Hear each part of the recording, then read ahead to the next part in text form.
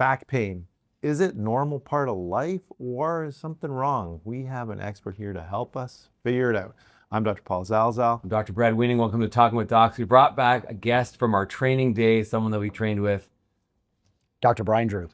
Brian Drew is a spine surgeon. We all trained together like 25 years ago, and now we brought Brian back to share some of his knowledge about the spine. So we're going to talk about common back pain, what it is, how it shows up, and more importantly, what you can do about it, and if it's important or if it's dangerous, if you need to see somebody. So Brian, let's start at the beginning. Thanks for coming. Yeah, no problem. My pleasure, guys. Thanks for having me. Yeah, I mean, I often wonder, is back pain even pathology or is it just physiology? Because it is so common.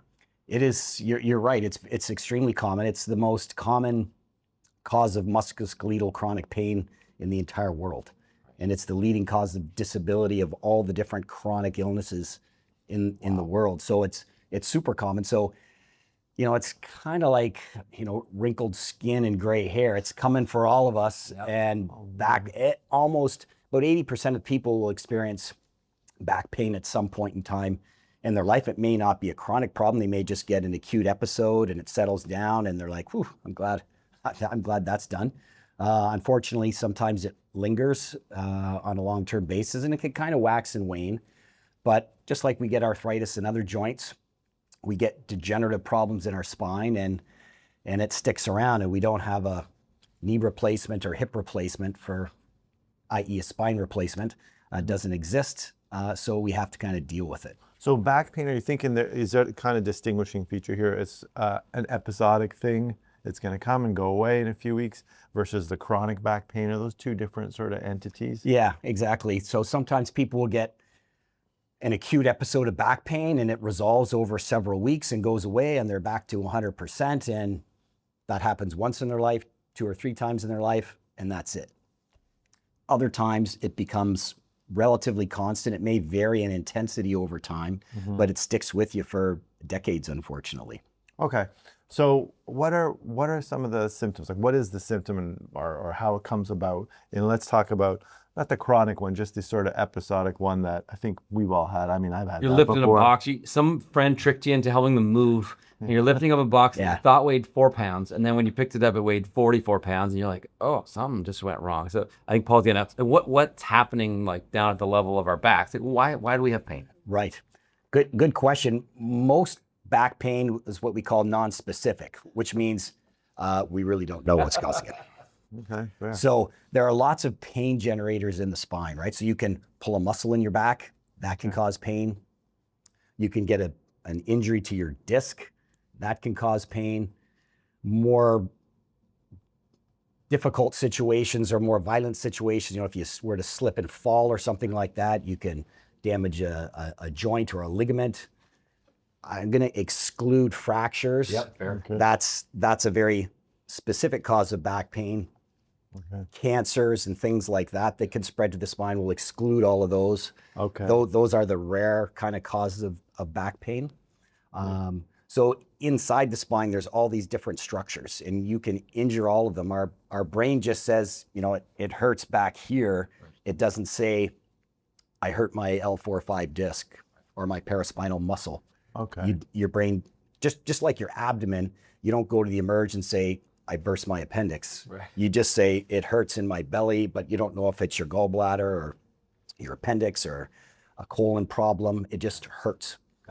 In the back is the same way. The center in our brain is not very clear as to what's causing the symptoms. Just that something's wrong, and I'm gonna It hurts. modify your activity. It hurts back there. Right. Versus the area for your hand is very specific. So if I blindfolded you and took a needle and poked the end of your finger, you wouldn't say my hand hurts. You'd be able to say it's my right index finger right at the very tip. Right. Because that area is well mapped out. I'd like Our to see abdomen. that. Yeah. An experiment. It would. I could do it, Jim. So in the back, it's not very clear. So our brain just says it hurts back there, and then we have to figure it out. When we do that, we take a little bit of a history. We examine the patient. Yep.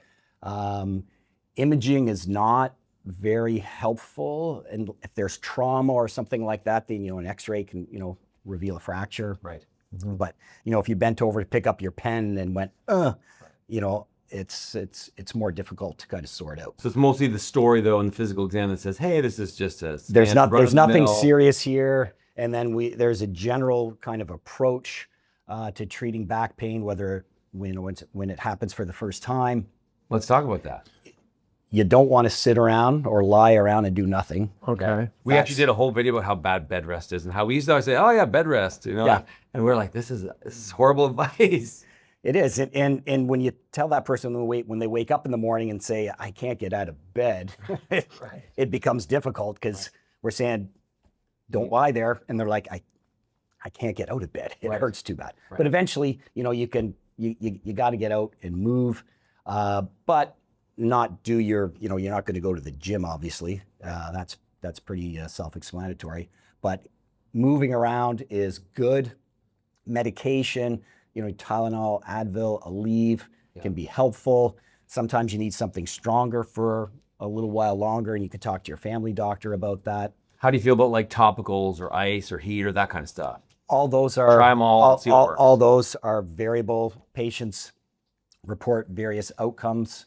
So it's not this is exactly what you need to do, but trying any of those things, definitely worth a try. Okay. Okay. No, we're talking mostly about that entity of mechanical back pain. Is that what we call it? How you refer Yeah, to it? non-specific back pain or mechanical back pain. Mechanical just means I move in a certain way and it hurts, and if I get in this position, it feels better. I.e., with movement or positions, I can make the pain go up and down. That's mechanical. Okay, so we're not talking, and we'll make another video about the discs, a disc herniation or something like that as a cause of back pain. We're not talking about that right now.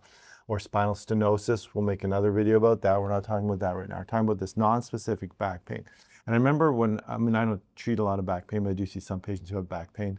And I remember when I used to teach the medical students, I always used to say there's those big 5 things they're the bad things you want to make sure it's not one of those things. You alluded to a couple of them already. And in my mind, it was also, you mentioned cancer. Sometimes you can have a cancer that spreads to the back. Very rare to have a primary cancer in the back. We're not talking about that today. You can have an infection, like a discitis or an epidural abscess. That's a bad thing that can be in the back. Very rare. That's not what we're talking about. You can have a neurologic emergency in the back, like some sort of squishing of the nerves that's really bad. We're not talking about that.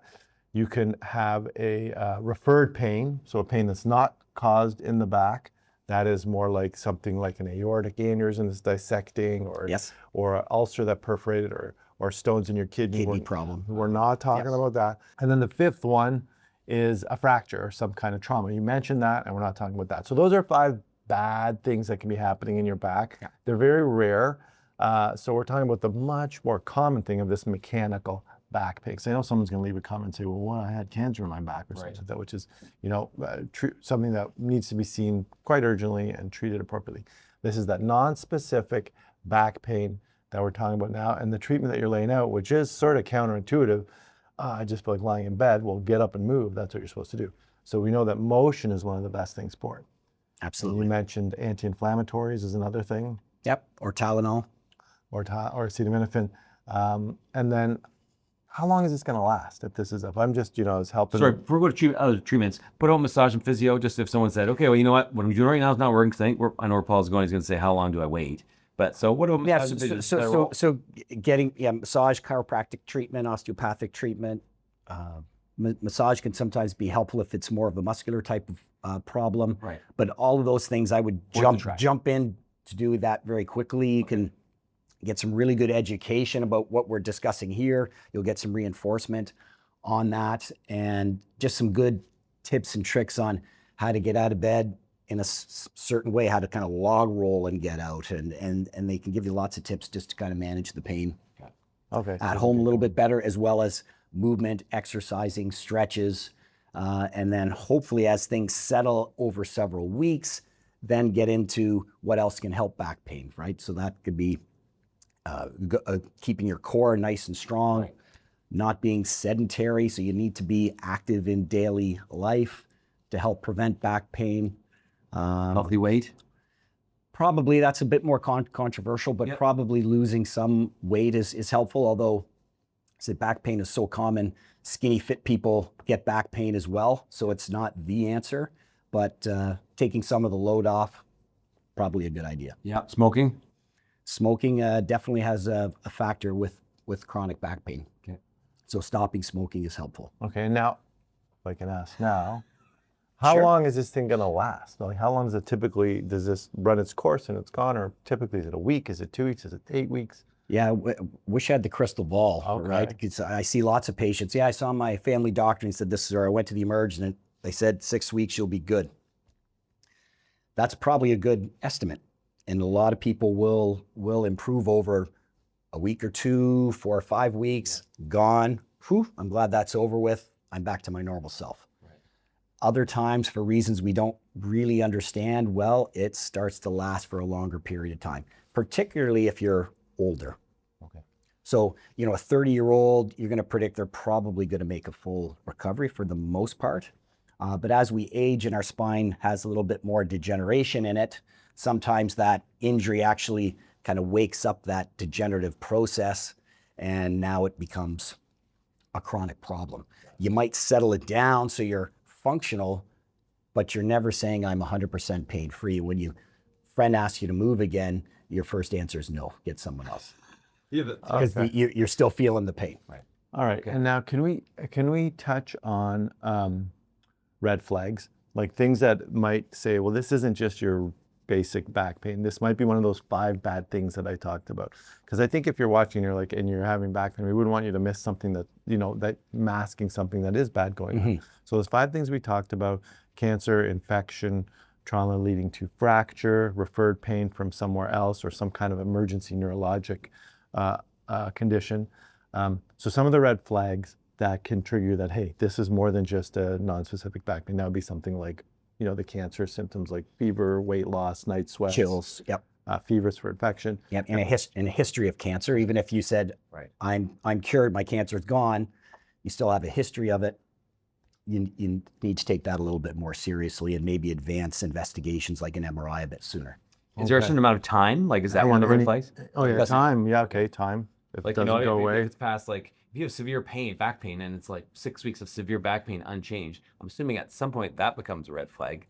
Is there a threshold where you're saying, well, listen, Yeah. this is too long for it to be? Yeah, when it's really severe and it's a long period of time, then you'd push up the investigation route, Okay. which we could talk about in a little bit. Okay, so fevers, chills, night sweats, Yep. lost appetite, general things like that, associated trauma, something that's not going away, or a progressive neurologic finding. You know, all of a sudden my legs gone numb, weak, I can't walk anymore, my balance is off. Yeah, you can't straighten your leg out, or your foot kind of drops down, and you can't lift your foot up like that. Is so a major kind of neurological situation. You need to get in for some investigations a little quicker, and we'll talk about that in another cool. video. Any other red flags? Bowel so- bladder. Bowel bladder functioning, right?